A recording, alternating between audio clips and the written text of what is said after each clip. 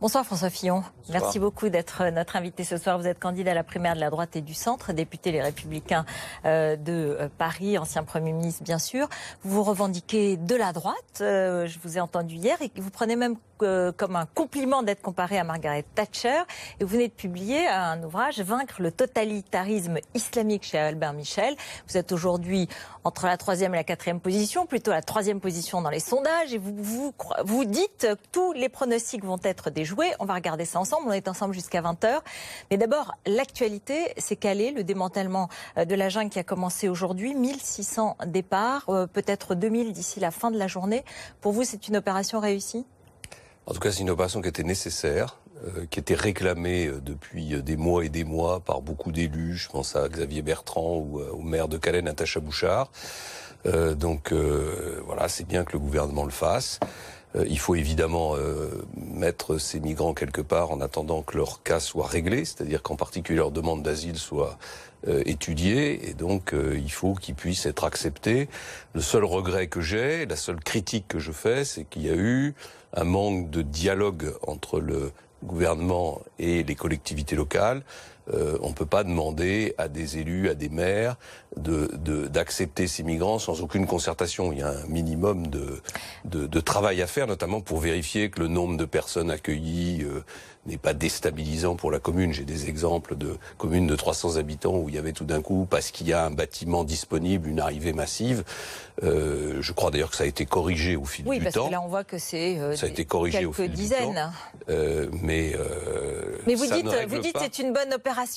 Vous-même, vous avez dit que si vous étiez encore maire de Sablé, vous auriez accepté des migrants. En tout cas, ce que j'ai voulu dire, c'est que je n'aurais pas pris une position de principe contre l'accueil de migrants. Comme Laurent Wauquiez, par exemple, qui a fait un appel, qui a appelé les maires à la fronde. D'abord, ça n'est pas réaliste, parce qu'il y a une situation qu'il faut régler, qui est la situation de Calais, et on ne peut pas la régler autrement qu'en déplaçant ces personnes quelque part ailleurs sur le territoire national. Deuxièmement, je trouve que vouloir faire signer une pétition, c'est au fond lancer un appel au refus de toute solidarité, et c'est ce qui m'a conduit à ne pas y participer.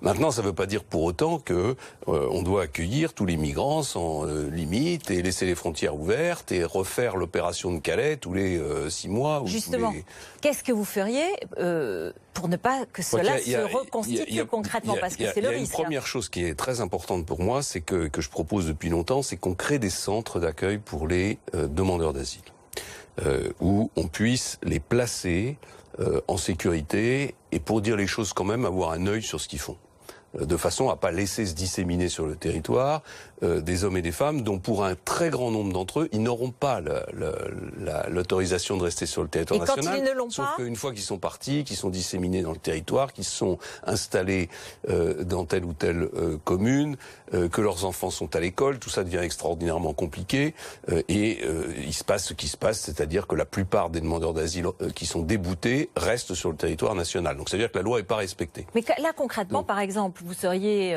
gagnant de la primaire, vous seriez président, c'est dans 6 mois, tout ça va très vite.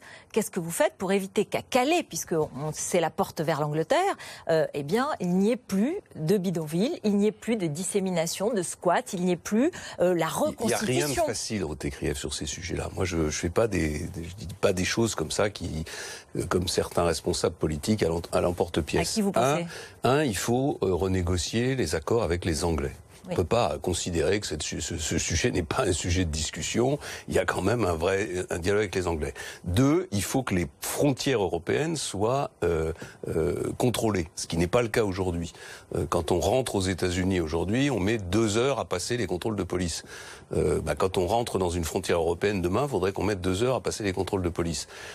3, il y a cette affaire de l'accueil des demandeurs d'asile dans des centres dédiés de manière à pouvoir les surveiller, les contrôler. Qu'est-ce qui est démagogique aujourd'hui ? Est-ce que vous avez l'impression que dans vos concurrents aujourd'hui à la primaire... Ce qui est démagogique, c'est de faire croire qu'il suffirait de claquer des doigts pour que tout ça s'arrête. Il y a la guerre, il y a la situation dramatique de l'Afrique, il y a ce sentiment que l'Europe donne d'être très divisée quant aux questions d'accueil des migrants. migrants. Il y a des politiques sociales qui ne sont pas non plus toujours, qui peuvent apparaître vu de l'extérieur comme extrêmement attirantes. Donc il y a un travail en profondeur à faire. Donc c'est pas demain. C'est-à-dire que lorsque Nicolas Sarkozy disait à la fin de l'été 2017, il n'y aura plus de jungle de Calais, on aura renégocié les accords du Touquet, tout cela sera fini. On peut aussi empêcher physiquement que la jungle de Calais se reproduise. On peut mieux contrôler les accès à Calais, on peut mieux contrôler les personnes, ça demande des moyens, mais ça ne réglera pas la question principale qui est que les frontières européennes doivent être, sinon étanches, en tout cas du moins contrôlées. Et ça demande un travail avec les pays européens qui l'acceptent. Et c'est d'ailleurs au fond, moi, ma proposition pour relancer l'Europe. Je pense qu'il faut que sur 4 ou 5 sujets stratégiques, les frontières, la sécurité, c'est-à-dire la défense, la monnaie européenne, la question de des nouvelles technologies et de la révolution numérique, on ait des coopérations avec un nombre d'États limité, qui sont les États qui acceptent de s'engager dans ces opérations-là. Et donc on voit que sur les frontières, il y aura peut-être moins... Donc on change complètement Schengen, on refait une forme de Schengen avec ceux qui veulent... Voilà, on part d'un cahier des charges qui est les frontières doivent être contrôlées. Et à partir de ce cahier des charges, les États qui veulent y aller, y vont. Les États qui veulent pas y aller, n'y vont pas. Donc c'est plus l'Europe d'aujourd'hui, c'est plus l'Union européenne. C'est déjà le cas. C'est une Europe à... Il faut d'abord constater que l'Europe, elle est dans une très grande difficulté. Et si on ne cherche pas à lui redonner des objectifs concrets et réalistes, elle va continuer de se fissurer. Donc on peut essayer, comme le proposent certains, de négocier un nouveau traité à 27 pour réorganiser complètement l'Europe. C'est une belle idée. Si elle était possible, j'y adhérerais, mais j'y crois pas du tout. Parce que je pense que les traités négociés à 27 sont des compromis qui sont forcément insatisfaisants. Et comme il y a une très grande méfiance de la part des peuples, et en particulier du nôtre, par rapport à l'Europe, si on leur présente un traité européen dans lequel il y a des inconvénients, parce qu'on aura été obligé d'accepter des compromis avec les Polonais, par exemple, des idées de référendum sur l'Union européenne, eh bien, il y aura un référendum, ils refuseront. Ils refuseront. Donc je pense que cette voie du nouveau traité, elle n'est pas praticable. Donc la seule qui est praticable pour moi, c'est 4 ou 5 coopérations stratégiques, dont la principale est sur la monnaie. Je pense que c'est la zone euro qui peut redevenir le cœur d'un projet européen, basé sur la souveraineté des nations, c'est-à-dire animé par les chefs d'État et de gouvernement, et pour démontrer qu'il y a une dynamique européenne et une coopération possible. Et une fois qu'on a démontré ça, à ce moment-là, on pourra commencer à parler de réforme des institutions européennes. Vous savez combien coûte un croissant ? J'en achète très régulièrement moi aussi. J'en ai acheté un samedi matin à la boulangerie de Parcé-sur-Sarthe. Je ne sais pas combien il coûte exactement parce que j'ai acheté un croissant, j'ai acheté un pain au lait et j'ai acheté une baguette. Et ça devait faire 3,50 €, il me semble. Donc vous ne savez pas exactement le croissant, vous savez la totalité. Non, parce que j'y attache pas comme ça. Mais c'est pas 10 ou 15 centimes, sauf si c'est dans un grand paquet de petits pains au chocolat ou de croissants. Alors en plus, j'achète jamais de pain au chocolat. Au supermarché. Je n'achète jamais de pain au chocolat. Écoutez Alain Juppé. Je vais souvent le dimanche matin dans la boulangerie à côté de chez moi, j'achète un croissant, un pain au chocolat, une chocolatine et une ficelle. J'en ai pour 3 € à peu près. Voilà. Ah ben voilà. C'est là qu'on voit qu'il est urbain, citadin, parce que chez moi dans la Sarthe, on ne parle pas de ficelle. On ne dit pas la chocolatine. Non, non la plus. ficelle. Bon, Jean-François Copé, il a dit une bêtise en disant que ça coûtait 10 ou 15 centimes d'euros. C'est grave. Non, enfin, faut pas non plus exagérer, mais ça prouve qu'il n'en a jamais acheté, c'est tout. Donc. Et cette histoire de pain au chocolat, ça lui colle comme un sparadrap, je pense. Est-ce que ça, est-ce que ça révèle vraiment cette déconnexion des élites aujourd'hui ? Est-ce que c'est... Je trouve que c'est un peu facile. Voilà, c'est un peu facile. Il y a chacun, enfin, je veux dire, la vie de chacun l'amène à. Tout le monde ne fait pas ses courses tous les jours. Voilà, j'entends. Moi, je suis très scotché de voir que c'est les hommes qui font les courses et qui vont le dimanche à la boulangerie. C'est un peu moins vrai dans la réalité. Moi, ça m'arrive. J'adore faire la cuisine, donc j'aime bien aller faire les courses quand je fais la cuisine moi-même.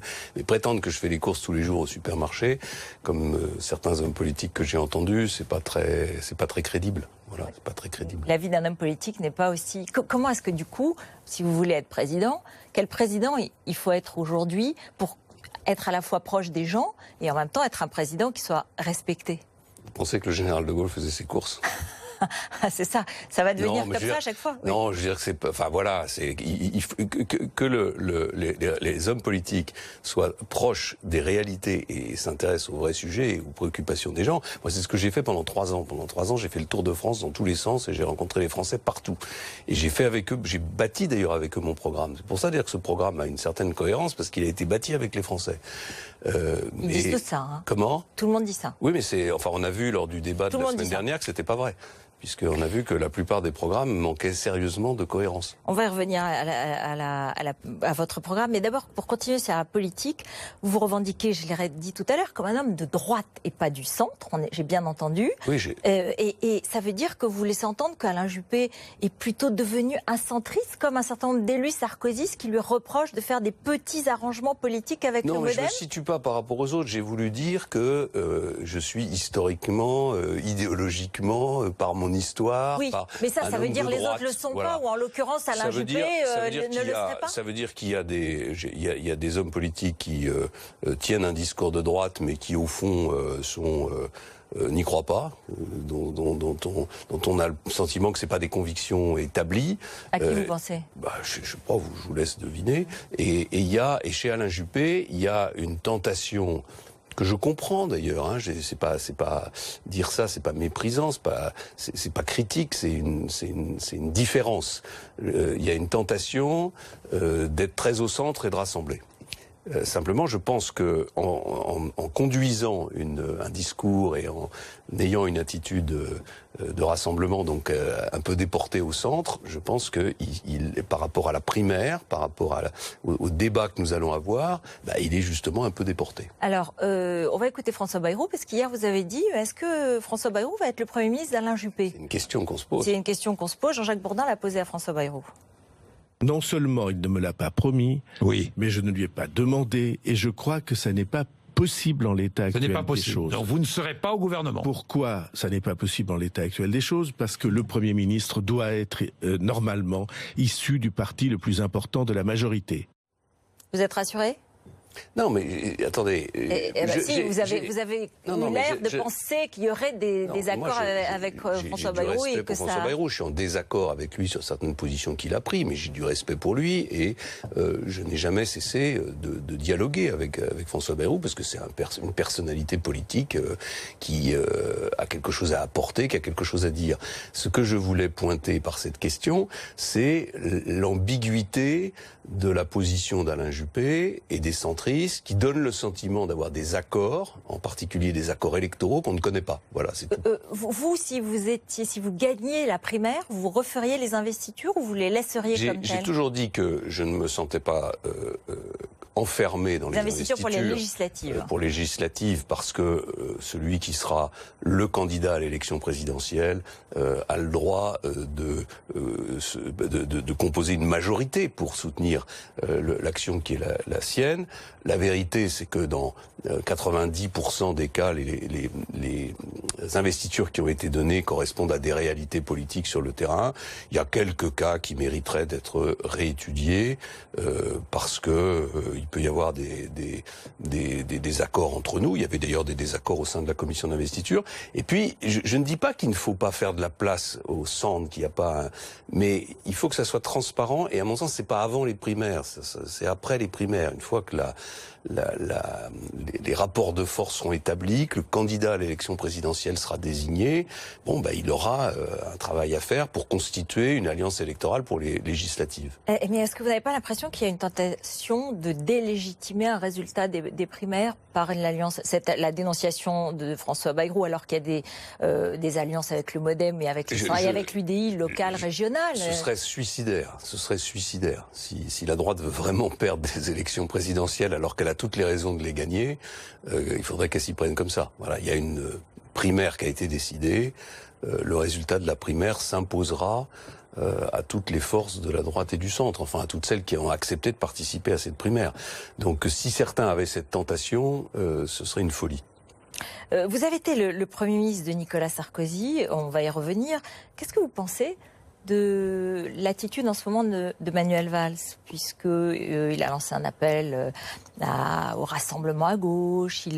On a l'impression qu'une situation comme ça, vous pouvez la comprendre. Parce que quand vous étiez Premier ministre de Nicolas Sarkozy, à peu près à la même époque, à l'automne 2011, vous étiez très haut dans les sondages, Nicolas Sarkozy était plus bas. Et certains disaient, pourquoi pas François Fillon candidat ? Vous en souvenez ? Très bien, oui, bien sûr. Beaucoup de responsables politiques même avaient tenté de me pousser à être candidat. J'ai toujours refusé parce que j'ai toujours pensé que je savais que Nicolas Sarkozy serait candidat, ce qui est peut-être pas exactement la situation de Manuel Valls aujourd'hui par rapport à François Hollande. Et j'ai toujours pensé qu'un Premier ministre ne pouvait pas se présenter contre le président de la République avec lequel qu'il a servi, parce que ça aboutit à l'échec assuré des deux. Voilà, donc c'est toujours le raisonnement que j'ai tenu, et je considère que moi j'ai été libéré à partir de la défaite de Nicolas Sarkozy à l'élection présidentielle. Jusqu'à cette élection présidentielle, il y avait au fond une forme de contrat entre lui et moi, et il y avait surtout une forme de contrat entre la majorité parlementaire et moi. Et ce contrat, je l'ai respecté, et je considère que c'est plutôt à mon honneur de l'avoir respecté. Mais du coup, vous êtes comptable aussi de tout le bilan, et on en reparlera dans un instant, évidemment. Mais là, en l'occurrence, quel conseil vous donneriez à Manuel Valls dans la situation ? Aucun conseil à lui donner, franchement. Vous avez je veux surtout pas me mêler des affaires. Non, mais vous avez... La gauche, la seule chose que je dis, c'est que Manuel Valls est très à droite, enfin en tout cas a défendu jusqu'à maintenant des positions très à droite au sein du Parti Socialiste. Je rappelle quand même qu'il y a une époque où il était pour la suppression des 35 heures, la suppression de l'ISF, la politique de quotas en matière d'immigration et le rétablissement des statistiques ethniques, c'est-à-dire exactement mon programme.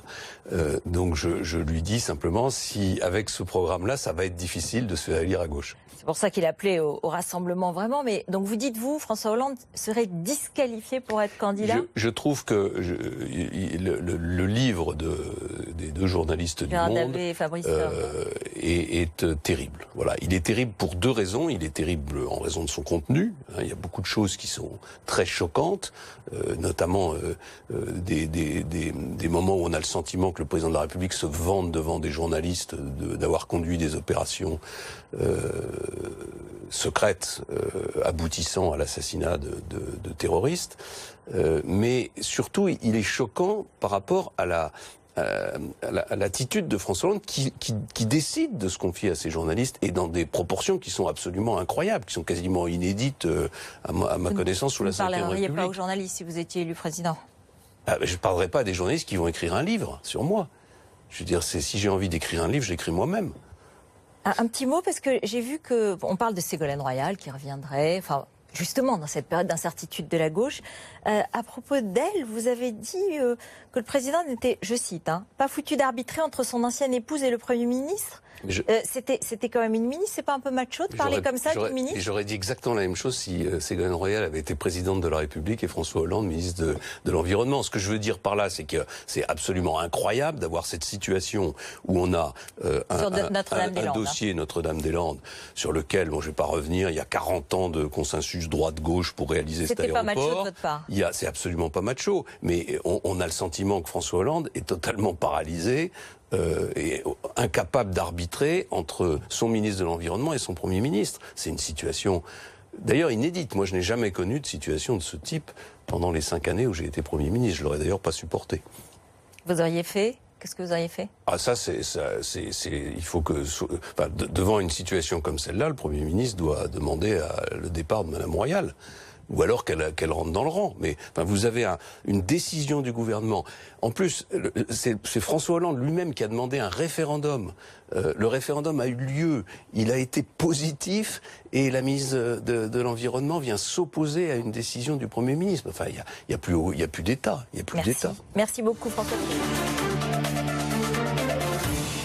On se retrouve, François Fillon. Merci d'être avec nous pour cette émission. Vous avez été Premier ministre pendant 5 ans de Nicolas Sarkozy. Donc, vous avez participé avec lui à la suppression de 12 000 emplois de policiers. Même certains disent 13 000. Et vous assumez finalement cette décision alors qu'aujourd'hui, on voit ce mouvement de colère dans les rues ? Bien sûr, d'ailleurs, c'est un petit peu moins que ça, mais on va pas rentrer dans des batailles de chiffres. Ce que je veux simplement dire, c'est que la question des effectifs dans la police n'est pas, c'est une question qui se pose, mais c'est pas la question centrale. C'est-à-dire ceux qui pensent que c'est parce qu'on augmente ou qu'on baisse les effectifs de la police qu'on va changer qu'on va résoudre la crise qu'elle traverse se trompent complètement. Comme ceux d'ailleurs qui pensent qu'en créant 60 000 postes dans l'éducation nationale, on va avoir des meilleurs résultats. Vous proposez la suppression de 600 000 fonctionnaires sur les 5 ans. Oui. 500 000. Oui. 500 000 fonctionnaires. Oui. Donc ça veut dire concrètement que lorsqu'Alain Juppé prévoit de créer 10 000 postes de policiers, Bruno Le Maire 6 000, Nicolas Sarkozy aussi, vous prévoyez aucune augmentation des postes de policiers. D'abord, je suis le seul à proposer une augmentation du temps de travail. C'est-à-dire c'est uniquement... Et d'ailleurs, c'est pour ça que mon programme est le seul qui est crédible en matière de baisse de la dépense publique. C'est parce que je propose une augmentation du temps de travail pour l'ensemble des fonctions publiques à 39 heures qui permet de réduire de 500 000 le nombre des emplois. Donc vous dites aux policiers aujourd'hui, qui protestent aujourd'hui dans les rues, qui demandent des moyens, qui demandent un meilleur sens à leur mission... Voilà, Attendez-moi, je voudrais finir. Oui. Vous leur dites... Si je suis président, vous travaillerez 39 heures et il n'y aura pas d'effectifs supplémentaires. On est d'accord. D'abord, les effets, la police, c'est un peu différent. Donc, 39 heures, c'est globalement pour tout le monde. Mais ça ne serait pas pour la police. Mais ça tient, il faut tenir compte des contraintes de la police, de la gendarmerie, etc. Mais ça veut dire une augmentation de temps de travail, mais ça veut dire aussi des augmentations de salaire. Mais surtout, moi, je parle beaucoup avec les syndicats de police et avec les policiers depuis des mois. J'ai présenté mon projet sur la sécurité il y a des mois et des mois. Et je l'avais travaillé avec eux. Et tout ce qu'ils m'ont toujours dit, c'est que, la première chose qu'ils demandent, c'est que la réponse pénale soit efficace. C'est avant tout les sujets d'effectifs, la réponse pénale efficace. La deuxième chose qu'ils demandent, c'est des moyens matériels. Ils ont, quand on les compare à d'autres polices européennes, ils ont des voitures qui ont 12 ans d'âge, ils n'ont pas d'essence au 15 du mois, ils n'ont pas d'ordinateur, mais vous voulez faire des économies. Donc Ah non, moi j'ai prévu 12 milliards de dépenses supplémentaires en 5 ans pour la défense, la police, la gendarmerie et la justice, dont les 16 000 places de prison que je propose de construire. Puis la troisième chose qu'ils demandent, c'est une organisation, enfin, ils ne demandent pas tous ça, mais moi je leur propose une organisation des forces de sécurité qui soit beaucoup plus cohérente. Il y a 145 000, un peu plus de 145 000 policiers. Il y a 97 000 gendarmes. Il y a 20 000 policiers municipaux qui devraient être armés, qui devraient avoir le droit de faire des contrôles d'identité et qui devraient être considérés maintenant comme des éléments à part entière de la politique de sécurité, notamment pour les questions de proximité. C'est pour ça d'ailleurs que je veux qu'on crée une police municipale à Paris. Et il y a 245 000 personnes qui travaillent dans les sociétés privées de sécurité, qui devraient prendre en charge les gardes statiques qui utilisent de façon idiote. Le ministre de l'Intérieur a évoqué le fait que ces types de missions allaient être abandonnés. Oui, mais alors il faut aller. Il y a beaucoup de résistance syndicale sur ces questions-là, parce qu'il y avait aussi des corporatistes. Pourquoi est-ce que les polices municipales sont restées à l'écart?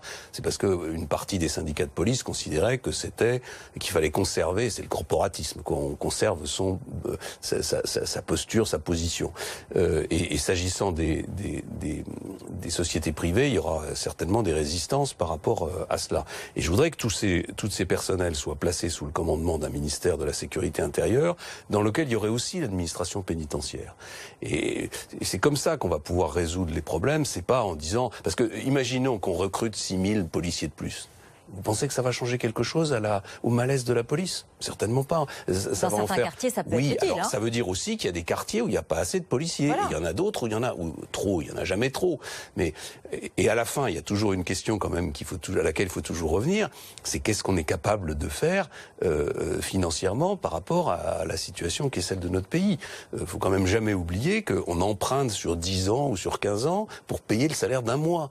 Donc c'est une situation qui ne va pas durer éternellement. Oui, vous avez été celui qui avait dit « je dirige un État ».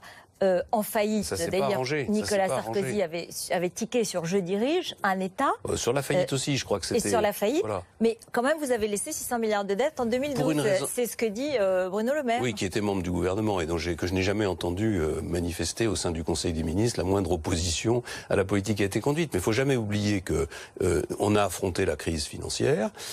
Tous les autres États européens ont aussi augmenté leur dette dans des proportions considérables. C'était le cas de l'Allemagne, c'était le cas de l'Angleterre. La seule différence, c'est que en 2011, on a commencé une politique rigoureuse de baisse de la dépense publique. Et d'augmentation des impôts. Je rappelle qu'en 2011, pour la première fois depuis 35 ans, le budget de l'État a diminué en valeur.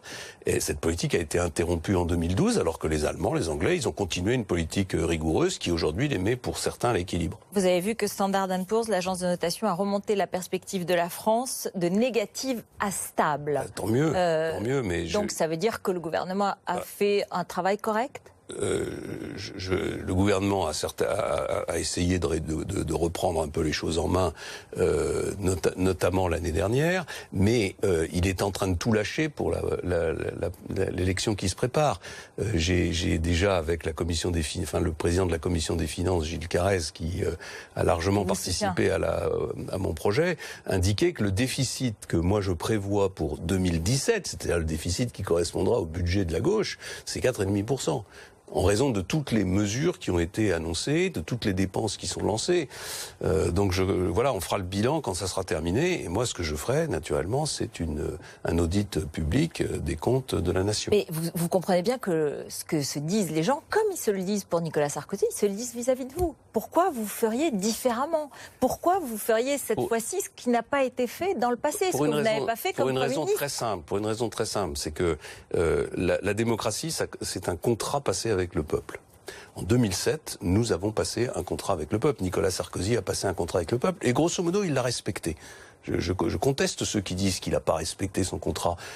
Simplement, ce contrat était, comment dirais-je, prudent, modéré par rapport à celui que je propose aujourd'hui. Nicolas Sarkozy n'a jamais proposé de supprimer les 35 heures, il n'a jamais proposé de revoir la fiscalité du capital. Il était en 2007 dans une attitude un peu comme celle d'Alain Juppé aujourd'hui, relativement modérée par rapport aux changements à intervenir. Et moi, j'ai soutenu cette politique et j'en suis solidaire. Je dis simplement qu'aujourd'hui, je fais le constat qu'elle n'était pas suffisante pour redresser le pays, donc j'en propose une qui est plus radicale. Mon objectif, c'est de redresser le pays, c'est pas de m'asseoir dans un fauteuil à l'Élysée. Je comprends, mais en même temps, il y a des choses qui sont faisables ou pas. Selon l'observatoire BFM Business qu'Emmanuel Le Chypre dirige, vous aurez le meilleur résultat en termes de chômage, de baisse du chômage en 5 ans. Moins 1,7%. C'est vrai. Mais à quel prix? À quel prix? C'est-à-dire au prix de 2 années extrêmement difficile et il y a des exemples. Il y a des exemples parce qu'un certain nombre de fonctionnaires, par exemple, qui gagneraient 1 600 € par mois, ça c'est aussi l'exemple qui est pris par Bruno Le Maire, qui décidément vous cherche. Eh bien, vous voulez la faire passer à 39 heures. Vous pensez qu'il n'y aura pas de réaction? Vous pensez qu'il n'y aura pas de mouvement dans les rues? Du coup, ils vont gagner plus d'argent. Parce que je sais pas. Ils seront payés 39 heures, bien sûr. Non, j'ai pas dit ça. J'ai dit que il faut une négociation pour que le passage à 39 heures, en échange du passage à 39 heures, il y ait des augmentations de salaire, des perspectives de carrière. Aujourd'hui, la fonction publique française est complètement bloquée. Il y a 0 perspective de carrière. On dit aux fonctionnaires, vous allez travailler 20 ans, vous aurez jamais d'augmentation. C'est insupportable. Et une amélioration des conditions de travail. Je prends l'exemple du secteur hospitalier. Personne ne peut nier que les 35 heures ont dégradé les conditions de travail. Donc je propose qu'on revienne à 39 heures et qu'on négocie ce passage à 39 heures avec une amélioration des conditions de travail. Mais surtout, la question fondamentale, c'est comment peut-on redresser le pays sans cela? Est-ce qu'on redresse le pays contre le pays ou en tout cas est-ce qu'on redresse le pays? Alors à ce moment-là, il faut, on se croise les bras, on arrête de faire de la politique, on laisse le pays continuer dans la voie du déclin et on s'en mêle pas. Est-ce que vous allez avoir, je dirais, la force, l'autorité et la force personnelle, morale, de supporter des défilés dans la rue, des protestations répétitives, éventuellement le risque d'un blocage du pays? D'abord, je l'ai déjà supporté. Je me rappelle que j'ai fait en 2003 une réforme des retraites. Je crois qu'il y a eu 2,5 millions de personnes dans la rue. Je me souviens que M. Blondel avait appelé à la grève générale. Mais cette réforme, que le Parti Socialiste l'a combattue avec une extrême vigueur, mais cette réforme a été faite. Et elle a été votée. Et les socialistes sont jamais revenus dessus. Et aujourd'hui, personne n'imaginerait qu'on remette les fonctionnaires à une durée de cotisation plus faible que le régime général. Donc d'abord, j'ai une certaine expérience. La deuxième chose, c'est que je pense qu'il y a beaucoup de Français qui attendent des changements. Il y a des Français aujourd'hui qui travaillent 70 heures par semaine, qui n'arrivent même pas à se payer un SMIC. Et ils voient qu'il y a des personnes qui, dans les collectivités locales, travaillent 32 heures et qui expliquent que c'est absolument impossible d'augmenter un peu le temps de travail. Donc je pense qu'il y a beaucoup plus de Français qui attendent ces changements. Puis la dernière chose, c'est qu'il faut toujours revenir à des choses simples. On est aujourd'hui en Europe le pays qui travaille le moins et celui qui dépense le plus d'argent public. Bon, il y a un moment où il y a un effet de ciseau et c'est le risque qui est devant nous, c'est un risque à la grecque, l'espagnol ou au Portugal. Vous vous sentez prêt à affronter éventuellement la rue? Sinon, je ne serais pas candidat à cette élection présidentielle.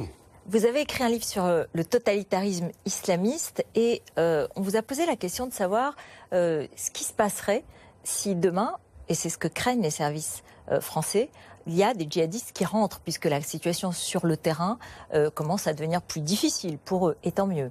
Mais que se passe-t-il? Pour vous, c'est clair, on les déchoit de leur nationalité parce qu'ils auraient pris les armes contre la France. Pris les armes contre la France, intelligence avec l'ennemi. Non, c'est deux choses différentes. D'accord. Donc, donc, on ne les accueille plus en France. On ne les accepte pas.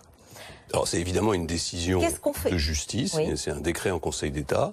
C'est une décision qui sera prise individu par individu, hein, tout ne se vaut pas, mais ceux qui sont partis vraiment combattre la France, qui ont pris les armes contre la France, il y a des dispositions qui datent d'ailleurs du Front Populaire, qui prévoient que quand on prend les armes contre son pays, on perd la nationalité française, et à ce moment-là, ça veut dire qu'on refuse le retour sur le territoire national. Donc il faut qu'on les détecte, il faut qu'on sache qui ils sont. Oui, bien sûr. Et il faut qu'on les refuse. On les refuse, ça veut dire qu'on les renvoie où? Qu'est-ce qu'on en fait?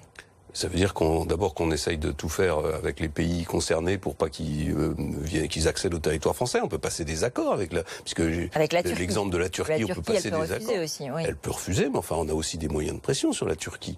Et puis comment font les Anglais, comment font les Américains, ils font la même chose. Les Américains, ils avaient fait Guantanamo, par exemple. Oui, mais justement, moi, je souhaite qu'on évite de faire Guantanamo. Parce que les Américains, ils le regrettent aujourd'hui. Et ça fait partie de Guantanamo, la prison d'Abu Ghraib, tout ça, ce sont pas des souvenirs dont les Américains sont très fiers. Donc je voudrais qu'on évite ça. Et pour éviter ça, ce que je propose simplement, et c'est ce que je voulais démontrer avec ce livre, c'est une des choses que je voulais démontrer, c'est qu'on peut appliquer la loi française sans revenir sur nos valeurs et sur les principes fondamentaux du droit, et en même temps être extrêmement sévère. C'est-à-dire pas de cour de sûreté spéciale, pas Alors la cour de sûreté spéciale, moi je propose 3 cours d'assises spéciales réparties sur le territoire, parce qu'il faut que les magistrats soient en mesure de juger le nombre de cas. Là, il ne s'agit pas de la déchéance de nationalité, il s'agit de ce qu'on appelle l'intelligence avec l'ennemi. Et donc je souhaite qu'il y ait des magistrats spécialisés qui fassent ce travail et qui soient en nombre. Donc ça veut dire qu'il faut en recruter. Ce que je n'accepte pas, c'est qu'on veuille revenir sur un principe fondamental qui est dans notre Constitution, qui est que nul ne peut être détenu de manière arbitraire. Je rappelle que cette Constitution, elle a été voulue par le général de Gaulle en 58, en pleine guerre d'Algérie. Donc, dans des circonstances qui étaient aussi des circonstances dramatiques, et ça l'a pas conduit à proposer des solutions contraires à la loi. Et en cela, vous vous inquiétez d'un certain nombre de propositions de vos concurrents? Oui, je crois qu'elles sont dangereuses. Enfin, cette idée de placer en détention ou en résidence surveillée tous les suspects, c'est d'abord, je pense que c'est infaisable. C'est la proposition de Nicolas Sarkozy de mettre tous les fichiers S. Ça ne tient pas, que ces décisions seront massivement annulées par les magistrats, par les tribunaux, et en plus, c'est contraire à des valeurs pour lesquelles nos parents, nos grands-parents se sont battus, et même pour certains ont donné leur vie. Donc c'est absolument insupportable. Et surtout, ça n'est pas efficace. C'est-à-dire que les propositions que je fais sont plus efficaces. Si on prend l'exemple d'un fichier S. Moi, j'ai pas compris où vous mettez ceux qui veulent revenir et que vous n'acceptez pas en France. Et ils repartent, le pays ne veut pas les récupérer, ce sont des apatrides. Et alors, ils se promènent dans le reste de l'Europe. Ils resteront en Syrie. Puisqu'ils sont partis se combattre là-bas, qu'ils y restent. Et en plus, je pense que le fait de menacer de la déchéance de nationalité ces personnes, c'est quand même un effet relativement dissuasif pour certains autres. Mais s'agissant de l'intelligence avec l'ennemi, vous avez des gens qui sont suspects aujourd'hui qu'on appelle des fichiers S. Pourquoi ils sont fichés? Ils sont fichés parce qu'on les surveille et qu'on s'aperçoit qu'ils ont des contacts avec des recruteurs, qu'ils ont des contacts. On perdrait les traces. À ce moment-là, plutôt que de les placer en détention sans jugement, moi je propose qu'on les arrête, qu'on les mette en détention provisoire et qu'on les juge. Et on les juge au nom de ce dispositif qui s'appelle l'intelligence avec l'ennemi, qui est tombé en désuétude, mais que rien n'empêche de remettre, puisqu'il est toujours dans le code pénal, et on peut les condamner à des peines de prison très longues. Vladimir Poutine bombarde Alep et il qualifie aussi de crimes de guerre les opérations de la coalition en ce moment pour libérer des villes chrétiennes en Irak. Vous-même, vous êtes allé sur place, vous êtes très proche, vous l'avez souvent dit. Comment est-ce que vous pouvez supporter ces phrases, puisqu'il riposte à la coalition en disant que ce sont des crimes de guerre en ce moment? Mais parce qu'il y a une espèce d'escalade verbale de tous les côtés, tout le monde s'accuse de crimes de guerre, au lieu de regarder la réalité. La réalité, c'est qu'il y a une guerre épouvantable en Syrie, qui dure depuis 4 ans, et que l'Occident n'a absolument pas été capable d'arrêter. Est-ce qu'il n'en est pas en premier aujourd'hui, en bombardant Alep et en s'adressant ainsi à la coalition? Et alors, vous proposez quoi? Voilà, la question c'est que les Occidentaux sont là en train de pousser des cris en disant crimes de guerre. Bien sûr que c'est des crimes. Toute la guerre est un crime. Non, mais là, il le accuse régime... les opérations qui sont de libération de Mossoul ou des villes chrétiennes qui sont en train de libérer, il est en train d'accuser ça de crimes de guerre. Il est censé pourtant lutter contre Daesh avec nous. Ne me demandez pas de défendre Vladimir Poutine. Je ne suis pas son avocat. Ça n'est pas un démocrate, comme il n'y a d'ailleurs jamais eu de démocrate en Russie, à ma connaissance, dans l'histoire de ce pays. Je dis simplement que la manière dont nous traitons la Russie n'aboutit nulle part, sauf au contraire même à lui donner plus de liberté et de pouvoir pour agir en Syrie. Je dis qu'il y a 4 ans, on aurait conclu un accord avec la Russie pour essayer de régler vous faites quoi? La question. Comment? Vous l'appelez au téléphone et vous lui dites il faut qu'on s'assoie, on discute? Pas seulement lui, les Turcs, les Allemands, les Américains. On doit sortir de... Si on ne fait rien, c'est ce que j'ai voulu dire en écrivant ce livre, parce qu'il y a aussi peut-être une volonté de prendre date et de tirer une sonnette d'alarme. Je pense qu'on va voir monter ce que j'appelle le totalitarisme islamique, qui va devenir une force, qui n'est pas seulement l'État islamique, c'est les talibans en Afghanistan, c'est ceux qui essayent de déstabiliser le Pakistan, c'est les combats au Yémen, etc. Donc si cette force prend des territoires de plus en plus importants, si elle s'installe, si elle va devenir un risque pour la paix mondiale. Et donc face à ce risque-là, je pense qu'il y a besoin d'une coalition mondiale. Et quand on fait une coalition... Avec Vladimir Poutine. Avec les Russes, c'est pas Vladimir Poutine. On l'a fait avec Staline autrefois, et Staline avait plus de sang sur les mains, à ma connaissance, que tous les dirigeants dont nous parlons aujourd'hui. Ce soir, l'Europe est un peu bloquée. La Belgique ne va pas signer et notamment la Wallonie, donc la région belge de Wallonie, ne va pas signer le traité d'échange commercial avec le Canada. Est-ce que vous applaudissez ou vous le déplorez ? Ni l'un ni l'autre. Je trouve que ces traités de libre-échange sont négociés dans des conditions d'opacité très grande. Donc ils ont raison, les Wallons, aujourd'hui, enfin la région wallonne. Non, en tout cas, ils manifestent un sentiment qui est assez général en Europe. Et sans doute peut-être aussi au Canada et aux États-Unis, de peuples qui tout d'un coup découvrent des accords dont ils ont le sentiment qu'ils sont à leur détriment. C'est vrai ou c'est pas vrai, ça mérite d'être regardé de plus près. Oui, mais votre avis, par exemple, le CETA, ce qu'on appelle le CETA, ce contrat ce traité d'échange commercial avec le Canada. Si on est simplement dans un traité d'échange commercial avec le Canada, et si les dispositions de ce traité sont convenables, je pense que c'est un traité qu'on devrait accepter. La question, c'est est-ce que ce traité est un moyen pour les États-Unis, à travers le Canada, de contourner le fait que pour le moment on n'a pas de traité de libre-échange avec les États-Unis. Ça, c'est une question à laquelle j'aimerais avoir une réponse. Parce que si je peux accepter le traité avec le Canada, en revanche, je n'accepte pas le traité avec les États-Unis. Le TAFTA. Vous votez Clinton ou Trump ? Je n'ai pas mêlé d'un débat... je dirais votre candidat, ou en tout cas... Je trouve que c'est un débat très décevant. Voilà, c'est un débat très décevant. Donc c'est ni Clinton ni Trump. Mais moi, je veux être président de la République française, donc je travaillerai avec celui que les Américains choisiront.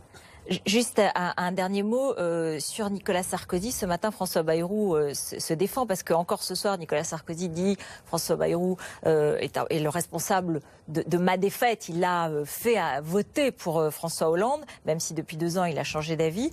François Bayrou dit c'est Nicolas Sarkozy, par sa pratique, sa manière d'être, ses attitudes et ses gestes, qui a convaincu 3 millions de Français qui n'étaient pas de gauche d'empêcher qu'il soit renouvelé dans son mandat. Vous diriez la même chose ? Quand François Bayrou a pris cette position, je l'ai appelé entre les deux tours de l'élection présidentielle pour essayer de le convaincre de ne pas le faire, parce que je pense qu'il a commis une faute et que d'une certaine manière, d'ailleurs, il reconnaît un peu en disant que le quinquennat de François Hollande est un drame, c'est un désastre. Maintenant, François Bayrou est pas responsable tout seul de la défaite de Nicolas Sarkozy à l'élection présidentielle.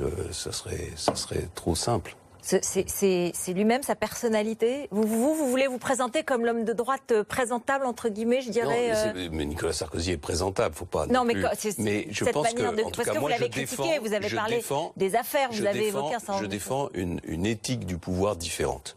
Et d'ailleurs, je vais développer dans les prochains jours et les prochaines semaines ce sujet-là.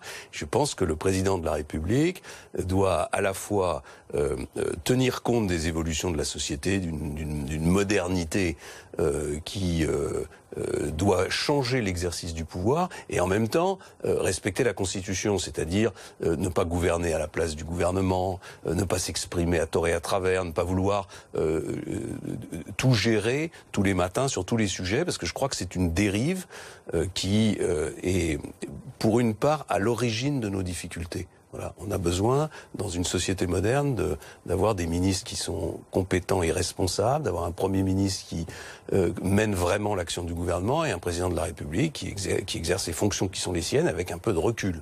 Merci beaucoup. Merci François Fillon d'être venu sur notre plateau.